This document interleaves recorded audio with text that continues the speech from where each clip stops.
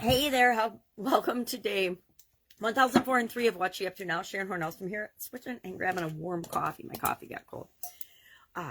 Documenting the journey as I transition from the brick and mortar corporate world of business to the online world of business, back and forth in 2020 and 2021. I personally saw a need and for a long time I've seen a need for people to have an online presence when they have an offline business. But I also believe now more than ever that people need to have offline, real world, brick and mortar products and services in addition to just offering things online. Now, I know there's huge advantages and cost savings by just doing and having an online presence, but as you grow and supersize your business, there is almost an imperative to create something more substantial in the world than just making money, right? Just creating money, just doing things online. I'm sure people would argue with me about that, but guess what? We all get to have our own opinion, and that's just my opinion. So today, our idiom, our expression, our Christmas idiom and expression. I'm using my little Santa bear. Whoa, dropping my little Santa bear. My little Santa bear for this year, for the day of a bear, my sister gave me, to introduce our December idioms. So we'll be doing idioms about winter, cold, the end of things, end of the year, Christmas, holiday, stuff like that, and tying them into growing and building and supersizing our business. And some are hard. Today's was catch one's death. It's an idiom that's been around for hundreds and hundreds of years, from the mid to late 1600s. And it means that you're likely to become ill. It's a warning to people that you're likely to become ill. Or it originally referred to becoming overly chilled and very, very cold. Well, I live in Wisconsin. I've lived in the North most of my life. And so we just know that the seasons change. And with winter comes cold weather, lots of layering, lots of cozy blankets and slippers and hot beverages. That's why I'm switching to the hot one. We want to make sure that we're taking care of business, taking care of our health, as well as taking care of our business. And I forgot to say a few things that I thought about that, but that's fine. That's what happens with every idiom, everything that I share. I share what comes up at the time, but there's always more that I could share. There's always things that I forget to share. Sometimes I beat myself up about it. I'm like, why am I beating myself up about it? I'm going to make more videos tomorrow. So I'll cover the things that I forgot or that I didn't share. I like to be an open book. I like to share as much as I possibly can with respect to the topic that we're talking about. So our annual challenge today was about found out, being able to find something out. We're sharing something that we found out today. It was from Rudyard Kipling, and he said the motto of all the Mongoose family is run and find out. So our job is to find out something today. I don't know what I found out today. I guess I found out that I can vary my schedule. I can do things at different times during the day, and it isn't the death of me. It isn't the end of the world if I change around my schedule. If I don't go with my strict daily routine, everything still works out fine. So catch one's death. Run and find out. So find out. Don't just sit there and wonder. If you hear something and you're wondering if it's true, go find out for yourself. Don't just believe hearsay or gossip or what you see online or hear in the news. Find out for yourself. Think for yourself. That is one of my favorite mottos, is think for yourself. Find out for yourself. Go and find out. Just don't take things at face value, and especially things that you don't personally experience. It's just something that's been regurgitated and told to you. And you have really no way of knowing if it's true. I say, assume that those things are not true then, and find out if it's important to you, if it's important to your life, it's important to your business, if it's important to your family, your relationships, or anything, then find out. Just don't take it at face value. So found out, catch one's death. Our day 2 of our 10th free Get Up and Go, 30 plus day free Get Up and Go challenge was today. And we talked about WIIFU. And I set my little timer, but I couldn't see my timer, so I didn't know how much time I had left. I think I probably had plenty more time to give more examples. Like, this is one of those times where I second guess, and I'm like, okay, did I say all the things I wanted to say? Did I forget? Could I have done more examples? Absolutely, positively. Did I have enough time? Probably, but I'm not really sure. I have to get one of these big clock timers, giant one with the bright neon letters, so I actually can see it and not just get startled by my little cow timer that I'm using right now. But I say we do what we can with what we've got right now. And then as we realize we need different things, we go get those things and we add them to what we're doing. And that's what I've done with this entire challenge. I add things as it becomes appropriate as it becomes necessary. As certain people have gone through the challenge with me over and over again, they're advancing like I am. And it's like, okay, well, what do we need next now with respect to this challenge? So we shared why we're doing the challenge, what's in it for us. And then we also talked about taking subjective things and finding a way to measure them so that we can see if we're making progress over time. There's so many subjective things, how do you feel about this? How do you feel about that? What do you think about this? What do you think about that? And it's just our opinion, but our opinion is all that matters. But if we're not measuring our opinion over time, we're not sure if we're moving toward what we want or away from what we want. So I share the concept of creating scales and measuring things that we normally don't measure. So for example, how do we feel about changes and challenges? What is our initial response and what is our level of resistance to changes and challenges? Because guess what? Changes are inevitable. Changes and challenges and obstacles and failures and frustration and setbacks and problems, they're inevitable, right? They're going to keep coming at us no matter what. Life will dish us out whatever it is that we need to learn. So how do we initially respond to that? And I shared my pre-COVID level of dealing with changes and challenges, which was pretty average compared to other people. And I don't like comparing myself to other people, but I judge myself as pretty average with respect to handling changes and challenges, with respect to the amount of resistance I had. And it usually depended if my mind said, okay, that's a good change or a bad change.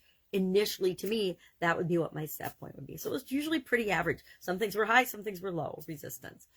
Then COVID hit.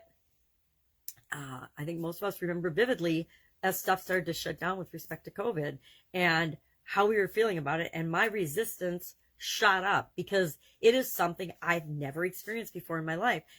Elements of the way it was handled, elements of illness and situations and business closings and things, I've dealt with them all separately, but never all of them simultaneously for myself, as well as every other human being I was dealing with and interacting with on the planet, right?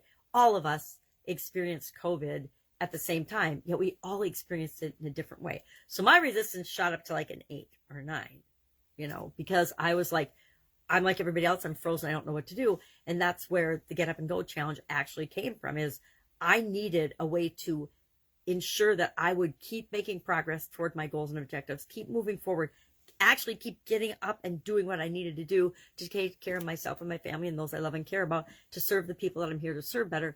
That was my response. My answer to, well, what the heck am I going to do now?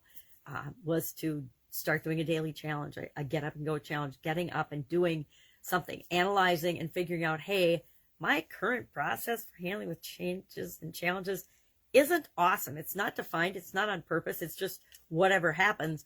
I need to change that. So coming out of what I needed to change to move forward and keep making progress, I created this challenge, and we've been doing it now. This is the 10th time.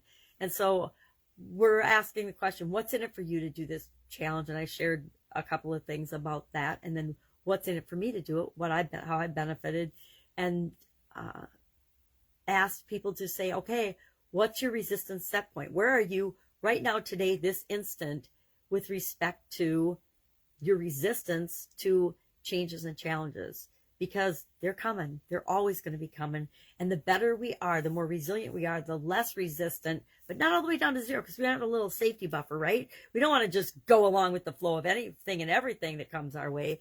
We want to on a subconscious level, install the SOAP framework so that we're analyzing and going through it for each challenge and change that comes our way automatically. But we can still pull back and say, okay, wait a minute. This is such a big change and challenge, and it's so important. I've already gone through my subconscious automatically, but let's sit down and consciously apply the SOAP framework and say, how do we want this to go? How do we want to respond? What do we want to do? And we're going to go through it. I've literally gone through the SOAP framework hundreds and hundreds of times in the last, 10 challenges and beyond. But we are going to go through it at least 9 different areas and aspects of our life. And we're going to apply tools so that you'll have no question at the end of the challenge what to do. It will be installed in the SOAP framework will be installed in your subconscious, if you so choose. Of course, it's always up to you. And guaranteed better results. When applied correctly, when used correctly, It's just like anything else, it's got instructions, and that's part of why we do the 30-day challenge. So we can practice going through each of the different areas and aspects of your life where you could apply it. And there's more than that, depending on how you decide to break down your life and consider your life on a conscious level. I'm working with a group that actually breaks it down into 12 different categories. Some do 4s, you know, some do 6, some do 5. There's all kinds of different ones. I've done 7 for years and years and years until this past April. I started working in the areas of communication and confidence with a mentor and a coach. And so I was like, well, if I'm going to be learning and working on these areas, why would I not share them with the people I'm doing this challenge with? So in April of this year, April, August, and now October, April, August, October, and now December, we will be doing 9 areas and aspects of our life, not just 7. So you get 2 more examples of totally important foundational skills that you can apply the SOAP framework to on a subconscious or conscious level, or both simultaneously, to guarantee that you get better results after any change or challenge that you are affected by from now on. And that's part of the process. It's a transformational process. And could I teach it once in about a half an hour session? Sure. But would you get anything out of it? Would you actually use it? Would you know how to apply it? Would you have the chance to practice doing it in different areas and aspects of your life? No. And so there is incredible power in doing something, learning it, applying it over and over and over again, not in the same area, but in different areas of your life. And then you've got it forever. You own it. Think of learning to walk, or learning to crawl, or learning to ride a bike, or learning to drive. They're all things that we didn't get the first time we tried, right? We had to practice. We had to get better and better and better to get proficient at it. But now we've got that skill for the rest of our life. As long as you can see well enough to do it, you've got to do it. I haven't driven since I drove in 2018. Since 2018, I haven't driven. But I stopped driving because my eyes are terrible. They're bad, and I shouldn't have been on the road. Long before I was declared legally blind, I chose to stop driving because I didn't think it was safe. And you know, years ago, I stopped driving at night. I almost never drove at night.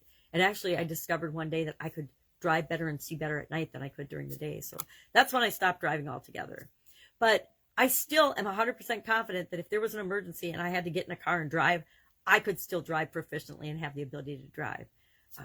Could be because I drove for 40 some years before I stopped driving. So I feel 100% confident that I could do that. And that's how I want you to feel about handling changes and challenges and anything that comes your way in your life. I want you to be 100% confident that you have the ability to handle it in the way that's best for you. And that's what the challenge is all about. That's all I've got today. Running late since I had one of those days that mixed up my entire routine, which is perfectly awesome, but it's why I'm going to stop babbling and let you go. Have an amazing day. If I can help you in any way, ask. Otherwise, see you tomorrow just to fill you in and document the journey of what I'm doing now. Have an amazing day.